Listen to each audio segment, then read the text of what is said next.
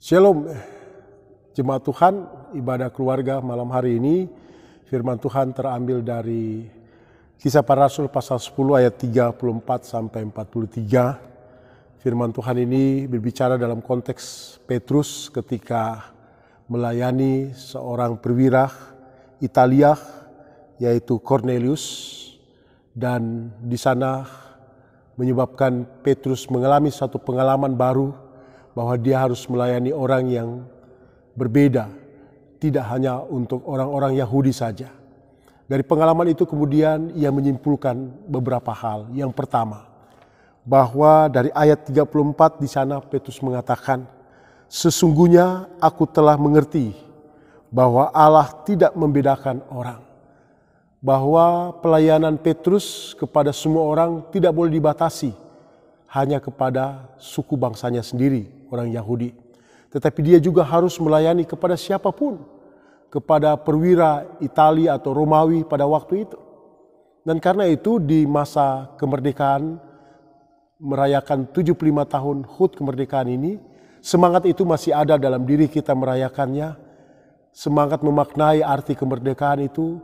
Maka firman Tuhan ini datang kepada kita, bahwa kalau Allah mengasihi semua orang, maka kehadiran kita sebagai orang percaya, sebagai orang Kristen, sebagai pengikut Kristus, kita harus menunjukkan bahwa diri kita adalah orang-orang yang sesungguhnya menyadari, sama seperti Petrus menyadari, bahwa Allah mengasihi semua orang, bahwa Allah mencintai semua orang. Saudara-saudara yang dikasihi Tuhan Yesus Kristus, itulah hal yang pertama yang sangat penting untuk kita sadari, bahwa sebagai orang percaya hari ini, kita mewujudkan kasih itu kepada semua orang. Apa wujudnya dalam mengasihi semua orang? Yaitu bagaimana kita lebih tertib, lebih taat untuk melaksanakan segala tanggung jawab kita dengan peran kita masing-masing, menjadi kepala keluarga, menjadi ibu rumah tangga yang senantiasa boleh mendidik, membesarkan, mengajarkan anak-anak dengan cara hidup yang benar di hadapan Tuhan. Cara-cara hidup sebagai orang merdeka berarti hidup dalam ketaatan kebenaran firman Allah. Dalam ketaatan kebenaran firman Allah berarti kita senantiasa selalu mau melakukan hal-hal baik dalam kehidupan kita.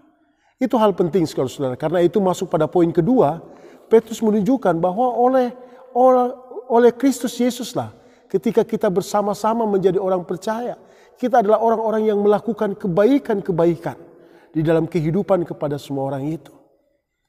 Gereja tidak hanya berbicara tentang dirinya di dalam keluarganya, di dalam persekutuannya, tetapi kepada semua orang di lingkungan di mana kita berada. Gereja harus hadir dengan nilai sosial, tanggung jawab kita. Ketika ada orang yang mengalami kesusahan, kesulitan, kita juga harus hadir sebagai tetangga yang baik di lingkungan kita yang ada. Di tengah-tengah mungkin kita berpikir ada orang-orang yang tidak berkenan akan pelayanan yang kita lakukan. Tetapi tidak boleh berhenti, karena gereja harus menghadirkan pelayanan yang sesungguhnya dalam sikap belas kasih yang sesungguhnya. Karena Allah yang kita sembah di dalam Kristus Yesus, Allah yang tidak membeda-bedakan, Allah yang peduli kepada semua orang. 75 tahun kita harus hadirkan sikap yang seperti itu. Yang ketiga, yang terakhir, Petrus menyadarkan kepada kita bahwa di dalam Kristuslah pengampunan dosa itu terjadi. Dan karena itu sikap hidup kita hari ini pun sebagai orang percaya, kita harus bersikap untuk senantiasa hidup dalam pengampunan. Di dalam keluarga kita, di dalam rumah tangga kita, hubungan suami dan istri harus saling mengampuni.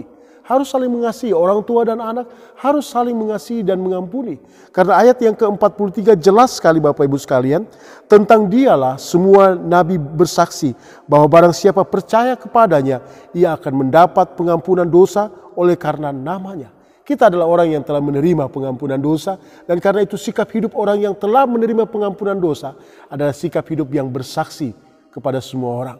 Kalau hari ini Anda mengatakan bahwa damai sejahtera ada terjadi dalam hati saudara, maka buah dari damai sejahtera adalah sikap pengampunan kita dengan situasi keadaan apapun hari ini. Saudara-saudara yang dikasihi Tuhan, kita masih dalam masa pandemik. Tetap gunakan masker, tetap taat dengan hikmat Tuhan, berjaga-jaga dan terus berdoa, menjalani hari demi hari ini. Kita senantiasa percaya kuasa Tuhan menyertai, melindungi, menjaga kehidupan kita. tetapi kita juga harus senantiasa setia menjaga diri kita agar tidak teledor, tidak menjadi orang yang memandang enteng situasi yang ada saat ini. Tidak henti-hentinya saya ingin mengatakan hal itu kepada saudara. Tetapi hal yang lebih penting bagi saudara, bahwa saudara saat ini, kita semua hari ini harus bersikap terbuka kepada semua orang untuk menolong mereka. Dengan cara tetap setia melaksanakan protokol kesehatan di dalam kehidupan kita hari-hari ini. Tuhan memberkati saudara dalam pelayanan saudara dimanapun saudara berada. Tuhan memberkati keluarga saudara. Tuhan melimpahkan rahmat dalam hidup saudara. Karena saudara hidup di dalam kasih Allah Bapa di sorga. Allah yang tidak membeda-bedakan. Allah yang sangat setia kepada orang-orang yang melakukan kebaikan. Dan Allah Sang Pengampun yang senantiasa menjaga saudara di dalam kehidupan hati yang penuh damai sejahtera. Terpujilah Yesus Kristus Tuhan kita. 75 tahun Indonesia merdeka. Kita rayakan, kita nikmati di dalam satu persekutuan kebangsaan. Bahwa di dalam Kristus Yesus kita memaknai arti kesatuan atas perbedaan-perbedaan itu. Terpujilah Tuhan Yesus. Amin.